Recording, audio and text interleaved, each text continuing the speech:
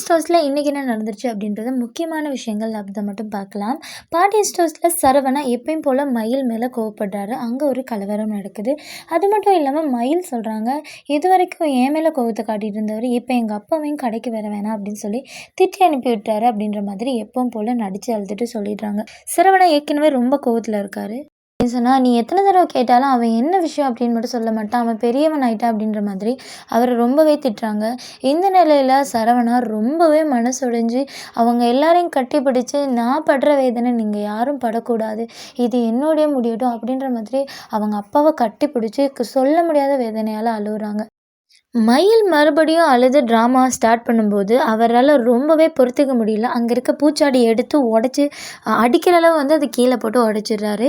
தொடர்ந்தும் கண்டிப்பா அடுத்து வரப்போற எபிசோட்ல மயில் தன்னை ஏமாத்துனத பத்தி, தனக்கு இருக்க மனவேதனை பத்தி அவரு சொல்லிருவாரு அப்படின்றது தான் ப்ரோமோலயும் காட்டப்படுது. தொடர்ந்து என்னென்னலாம் நடக்க போகுது அப்படின்றத தொடர்ந்தும் பார்க்கலாம். கண்டிப்பா மயில் வெளியேற்றப்படுவாங்களா அப்படின்றது என்ன அப்படின்னு நமக்கும் தெரியாது. தொடர்ந்து பார்க்கலாம். மயில் வெளியேற்றப்படுவாங்களா அப்படின்றத மறக்காம உங்க கமெண்ட்ல சொல்றதோட சேனலை சப்ஸ்கிரைப் பண்ணுங்க, லைக் பண்ணுங்க, ஷேர் பண்ணுங்க, சப்போர்ட் பண்ணுங்க.